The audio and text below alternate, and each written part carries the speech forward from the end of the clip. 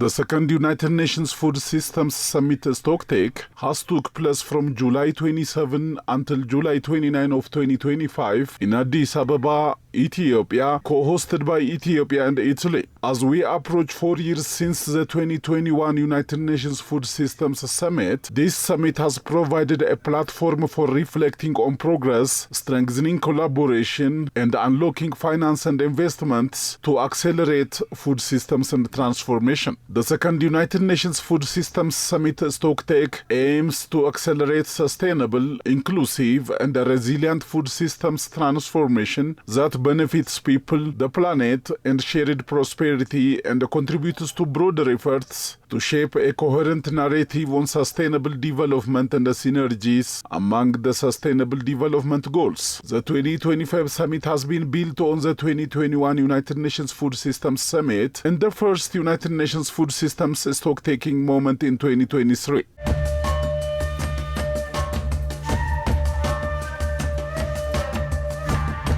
It is with great honor that we co-host the second UN Food Systems Summit in partnership with Italy.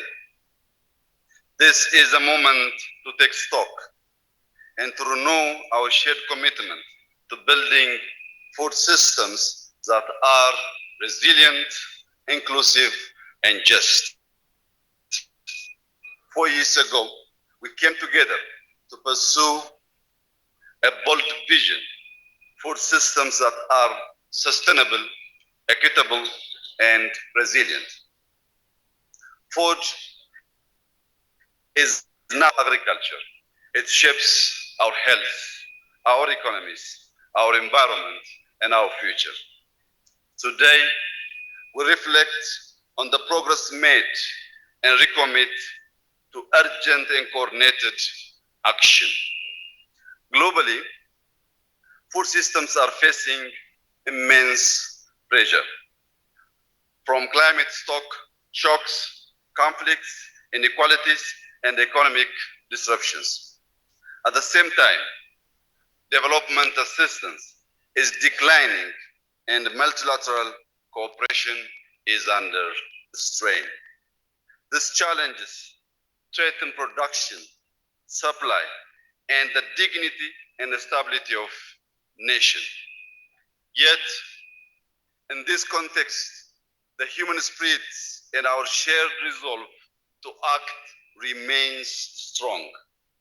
Excellencies, in Ethiopia, we have made a deliberate choice to act boldly, to think holistically, and to place human dignity at the center of our food systems transformation. Central to this vision is our commitment to achieving food self-sufficiency. We are investing in local production, reducing dependency on imports, and building resilient systems that serve our people and our future. The first Food Systems Summit in 2021, Ethiopia has launched a comprehensive roadmap for food system transformation. This roadmap is closely aligned with our macroeconomic reforms, particularly the homegrown economic reform agenda, as well as our broader efforts to improve the overall business conditions. It drives key policy reforms in land use, agricultural development, and rural finance, laying the foundation for inclusive, productive, and sustainable food system.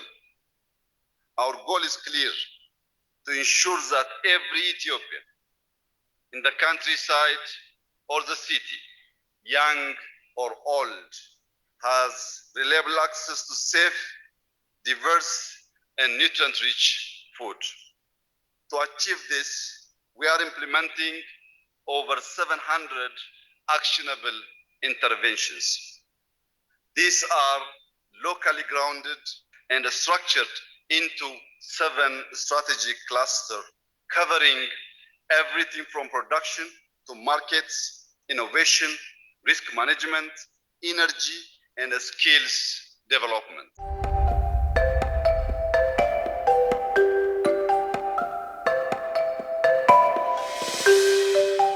The United Nations Secretary General committed to convene a global stock-taking meeting every 2 years to review progress in implementing the outcomes of the Food Systems Summit and its contributions to the achievement of the 2030 Agenda for Sustainable Development. The first United Nations Food Systems Stock-taking moment identified 6 priorities to accelerate action toward sustainable, inclusive, and resilient food systems. The government of Ethiopia co-hosted the United Nations Food Systems Summit +4 Stock-take with the government of Italy. The summit's preparatory process has been inclusive and participatory, drawing insights from national progress review discussions, briefings with member states, and regional meetings.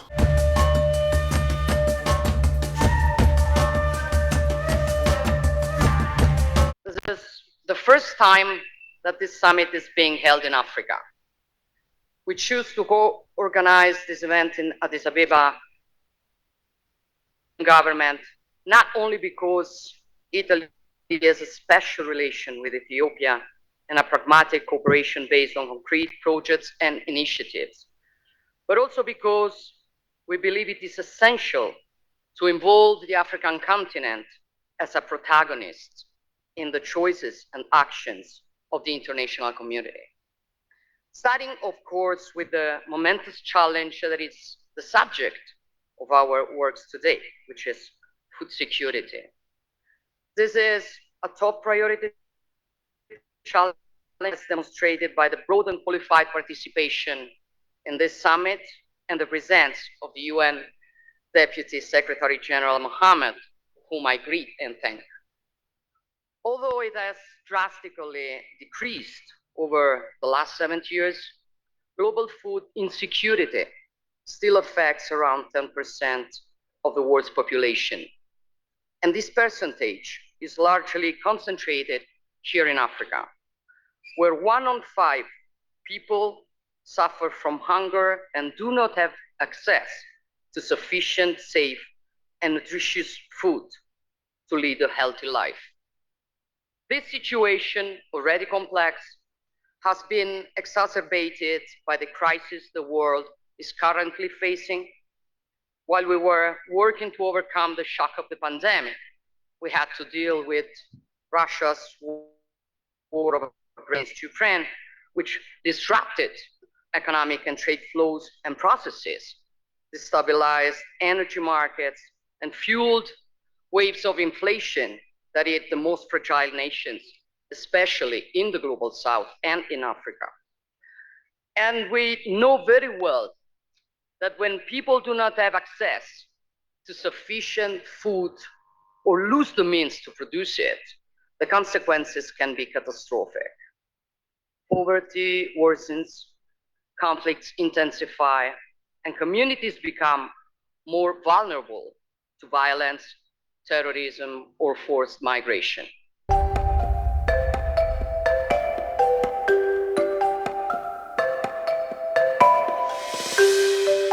The summit mainly focused on 3 objectives: documenting progress and lessons learned, including on how member states define their food systems transformation goals, what has been accomplished, and what challenges remain; strengthening accountability mechanisms to track progress and identify missing elements; and unlocking investments, including opportunities for scaling solutions, creating enabling environments, and leveraging public-private partnerships to support transformation at scale. The event showcased country-level transformations, highlighted innovative practices, and addressed challenges faced in fragile and conflict-affected settings. I thank the government and people of Ethiopia and the Italian government for co-hosting this important gathering.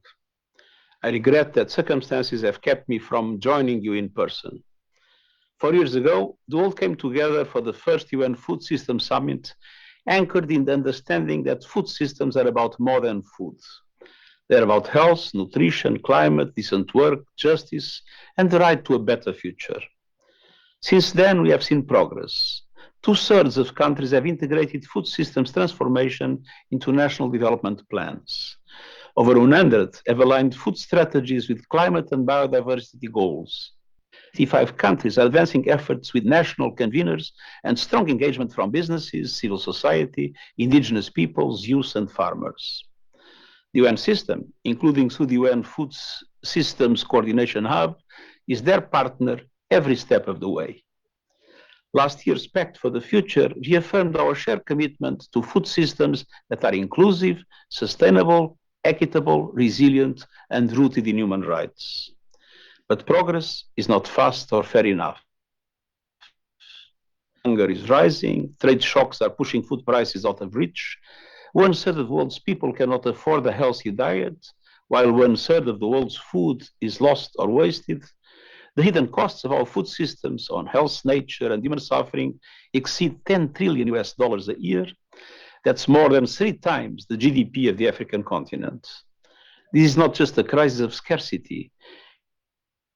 It is a crisis of equity and climate. Nearly 40% of the global workforce is linked to food systems, yet many remain trapped in poverty. Climate change is disrupting harvests, supply chains, and humanitarian response. Conflicts continues to drive hunger from Gaza to Sudan and beyond. Hunger feeds further instability and undermines peace. We must never accept hunger as a weapon of war.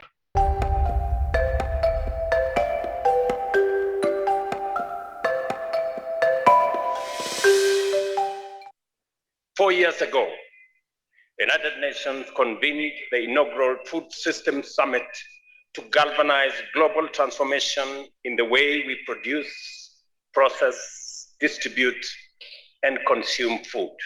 2 years later, at our first global stock-take, we renewed our commitment to maintain this momentum. We take stock once more. The picture is mixed. Undeniably, we have made meaningful and significant progress in providing the world with more sufficient, safe, and nutritious food, contributing to reductions in poverty and hunger. The global food system now contributes between 10% and 12% of global GDP, translating to about $8 trillion or $10 trillion annually. This progress has improved livelihoods, created new opportunities, and raised living standards for millions worldwide. However, this encouraging trajectory is not universal. Starvation, malnutrition, and undernutrition remain a harsh daily reality for far too many. At the same time, health challenges such as obesity and diet-related diseases are increasing at an alarming rate, causing illness and hampering socioeconomic development. Environmental pressures, including climate change, water and air pollution, biodiversity loss, and soil degradation are causing productivity losses nearly equivalent to 12% of global GDP. Data further reveals that current food systems account for over 1/3 of greenhouse gas emissions, 80% of biodiversity loss, and significant pollution globally. These issues are worsened by widespread poverty and rapid demographic shifts, conflicts, high costs of nutritious diets, and weak governance structures.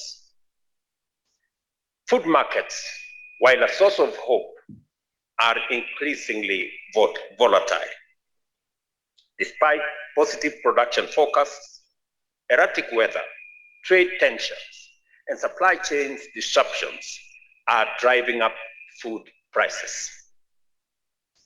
The Food Agricultural Organization's 2024 State of Food Security and Nutrition in the World SOFI report affirms these concerns. It points out that to 2030, we are not on track to meet our hunger and nutrition targets. Yet, the report also offers hope that the world can still reverse these trends, but only if we urgently and reorient the architecture of global food systems.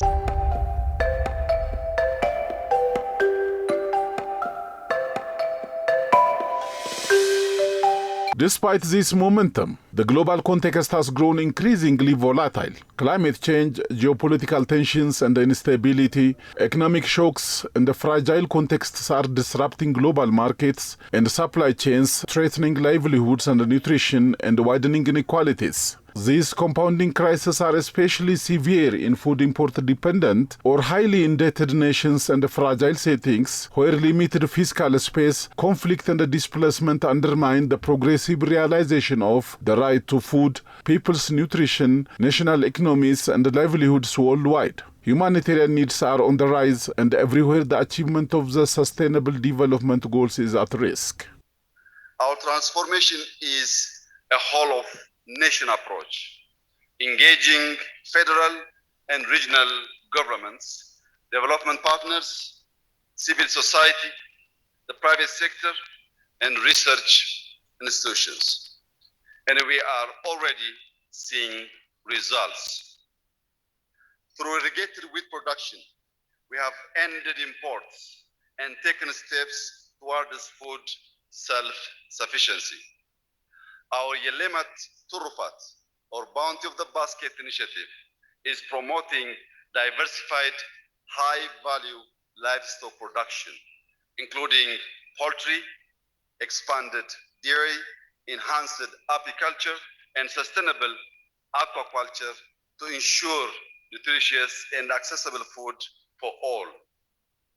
Through the Sokoto Declaration, Ethiopia is implementing a multi-sector commitment to end child undernutrition by 2030, integrating health, agriculture, water, and social protection efforts in food systems transformation. Through the Green Legacy Initiative, till today, we have planted over 40 billion trees, restoring ecosystems, building climate resilience, boosting coffee productivity, and creating green jobs. In addition, we have taken deliberate action to secure the foundation of our food systems. Land laws are being reformed to guarantee tenure security, attract investment, and empower farmers to use land as a productive asset. Inclusive rural finance is expanding access to credit, insurance, and financial literacy for farmers to thrive, not just survive. Mechanization and digital tools are lifting productivity. Climate forecasting helps farmers adapt, while digital access to inputs is increasingly yields. To connect farmers to market, we are strengthening supply chain, developing transport corridors and agro-industrial parks, supported by real-time digital market information systems. Our livestock systems are evolving, and our indigenous food traditions are being renewed. This preserves our culture while also improving health. We are closing micronutrient gaps through industrial and bio-fortification, ensuring the essential nutrition reaches every household. We are promoting nutrition literacy by empowering women as a community leader and change makers.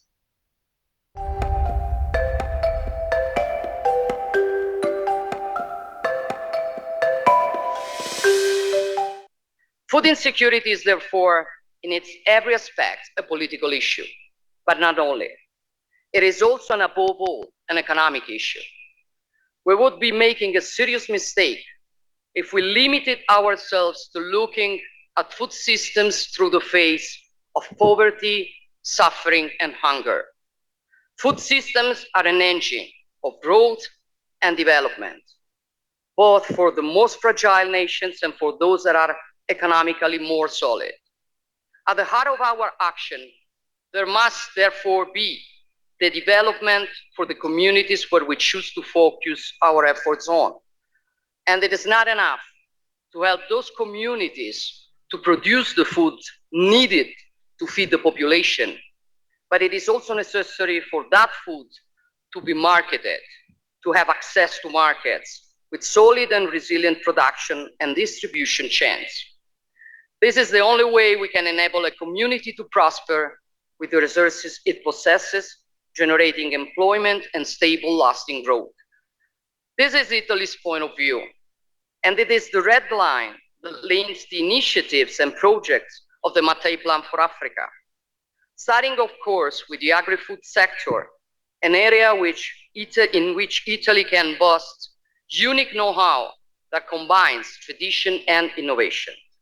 We have made this heritage available for our African partners, and together with them, we build public-private partnerships that attract investments and it results.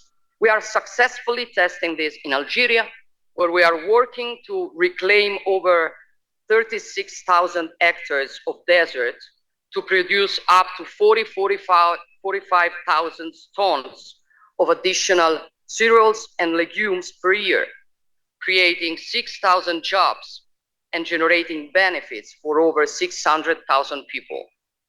This endeavor is also underway in Senegal, Ghana, and Congo, and aims to soon involve Côte d'Ivoire and President Ruto Kenya.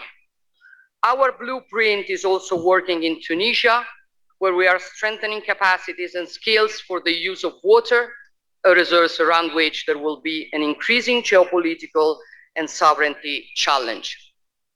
But we have chosen to apply this vision to other projects as well, such as the one developed together with the European Gateway, which combines European financial resources and private capital to support the development of coffee production chains in various African nations.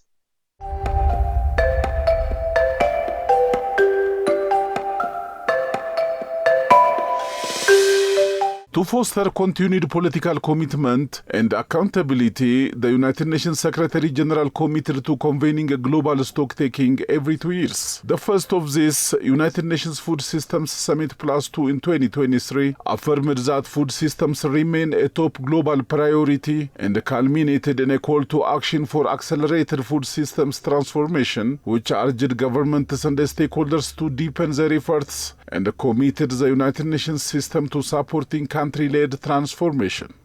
Sustainable food systems can advance all 17 Sustainable Development Goals, and transformation is underway. Governments are leading the way, integrating food systems into climate strategies, biodiversity frameworks, and national budgets. They're empowering women and youth, scaling up nutritious school meals, and investing in agroecology. Look no further than Ethiopia, where investments, action, and climate-aligned food policy are reducing import dependence and creating jobs. But governments cannot do it alone. The private sector must play a vital role, from innovation and logistics to finance and investments. We need responsible business practices aligned with the public good. We need bold leadership and enforceable guidelines for corporate accountability. We must build on new partnerships like the Global Alliance Against Hunger and Poverty and scale up action across sectors. Looking ahead, I see 3 urgent priorities. Break down silos. Food systems are everyone's business. We need integrated policies and a global framework that connects agriculture to people, their health, climate, trade, and finance. We must also harness new technologies, including artificial intelligence, to boost production, reduce waste, and create decent jobs across the value chain. Second, address power imbalance. We must govern food systems fairly, tackle inequality, and deliver on the right to food for all. That means elevating the voices of women, youth, farmers, indigenous peoples, and local actors. Third, unlock and connect finance at scale. Transformation requires investment. We need debt relief, greater access to concessional finance, and reform of the global financial system to give developing countries representation that reflects the realities of today's global economy. We need climate action, including at COP30, to close the adaptation and combine climate funding with food systems and accelerate the just transition. And above all, we need peace, so that investments can take root and farmers can look to the future with confidence.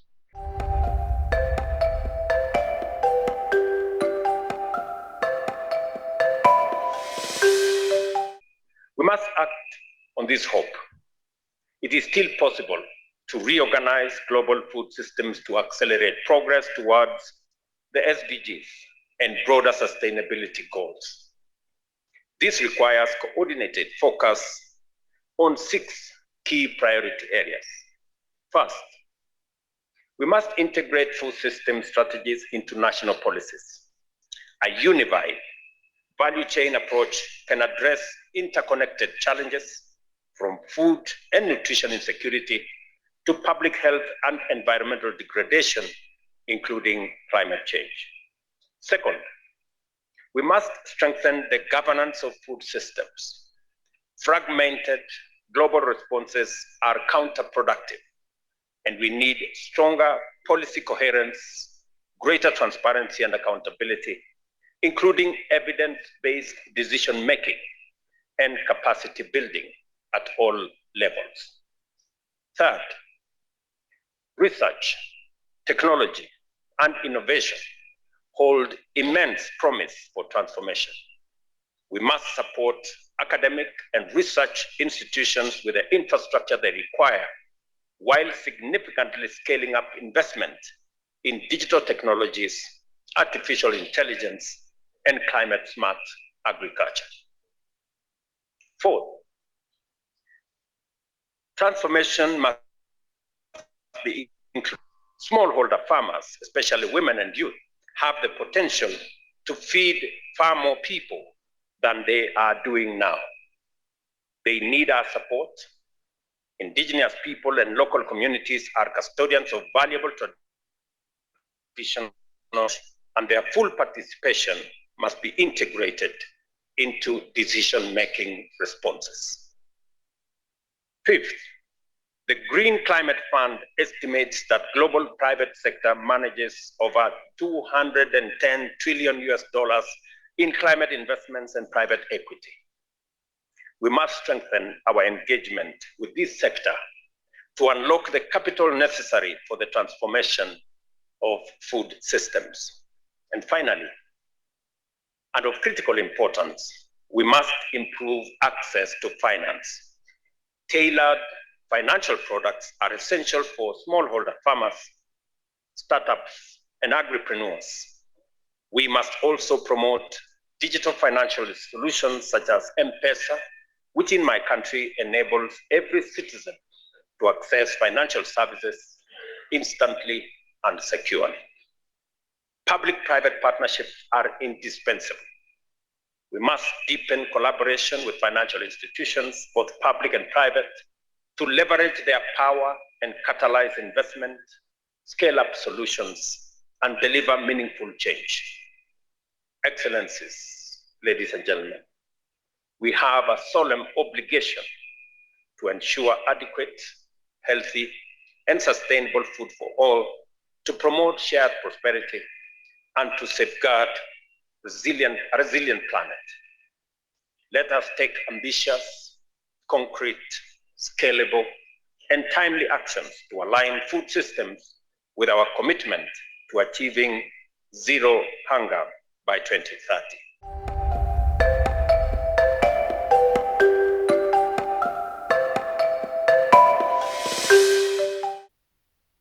With national dietary guidelines now in place, every Ethiopian has access to clear, culturally grounded guidance for lifelong health. And because a resilient food system needs energy, skills, and equity, we are investing in solar irrigation, cold storage, rural electrification, and training building a generation ready to lead Ethiopia's food journey into the future. Central to our approach is social protection. Our homegrown school feeding programs, digital food vouchers, and nutrition safety net focus on pregnant women, young children, and food insecure families. Lifelong well-being. We are rolling out new dietary guidelines and nutrition literacy campaigns that support health from infancy through adolescence and into adulthood. Excellencies, ladies and gentlemen, despite progress, the African continent faces mounting challenges. Yet Africa can feed itself and help feed the world. But this requires first, development financing. Africa needs predictable concessional finance to invest in agriculture, rural transformation, infrastructure, and nutrition. Climate finance must be aligned with food systems because hunger and environmental degradation are deeply linked. Second, fair access to technology. We need climate smart tools, biotechnologies, and digital agriculture tailored to our contexts. Technologies must be affordable and not locked behind high walls. This is a win-win for all. Third, climate finance integrated into development.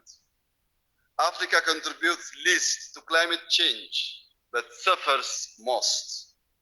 Support from sustainable agriculture and land use must be scaled up, not as aid, but as a shared investment. We don't have time to wait for the aid. We are eager and we are open. Anyone wants to invest and to transform this sector with our continent. Beyond finance and technology, we also need fair trade rules that create a level playing field and a strong global partnership that empower local solutions. We must ensure the voice of smallholder farmers who feed over 70% of Africa is heard and supported. Let us work towards a future where no child goes to bed hungry, where rural prosperity is a reality, and where food systems serve both people and planet. Ethiopia remains committed to working with the African Union, our partners, and the United Nations to drive this agenda forward. This Addis Ababa summit must mark the moment we match words with will, pledged with resources, and commitments with the courage to deliver.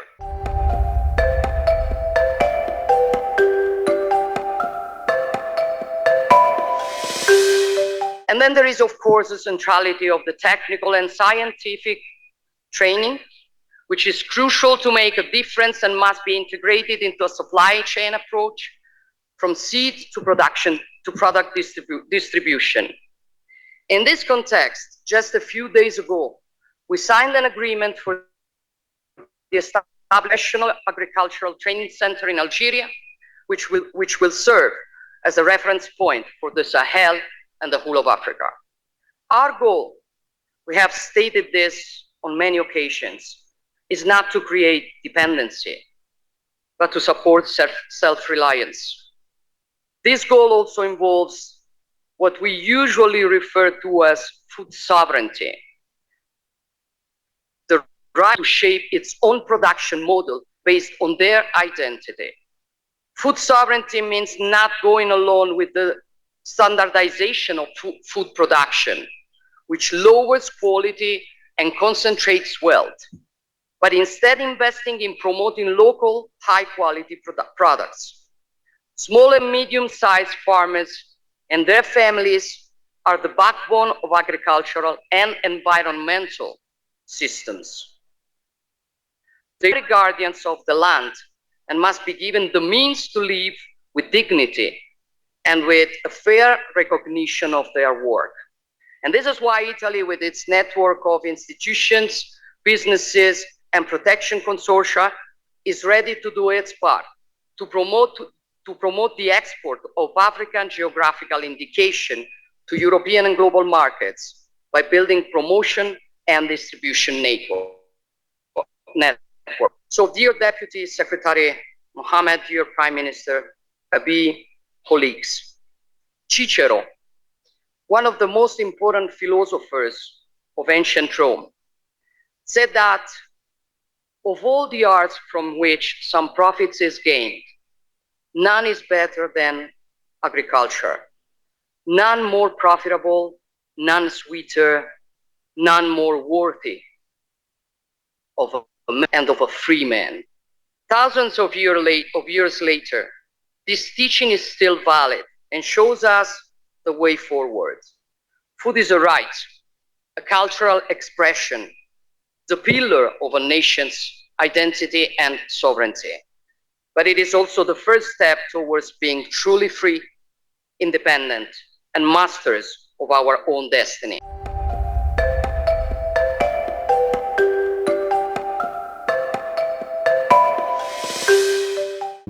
So far, what we've been seeing from the Ethiopian efforts to provide food security for all citizens, I think I'm very impressed with the work that the government has done. The investment, for example, that we see today in food safety are extremely well organized, and I think the efforts to provide testing services for for all kinds of contaminations in food, that's really important, because we know that increasingly urban consumers, and also Ethiopia has a lot more people who are living in urban or peri-urban settings. They rely on processed food, or food that is maybe travels to the consumer in a different way. In villages it's more like bartering food. There might be small shops, small village markets.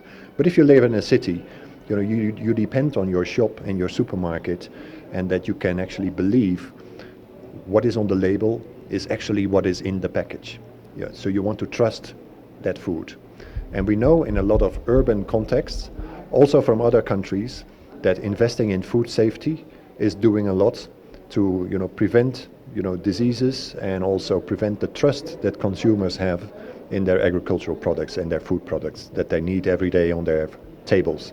The Addis Ababa summit was concluded with achieving the aims that it has proposed for the high-level deliberations, the side events, and most of all, recommending more ties and networks among nations by stock-taking the performances of the last 4 years.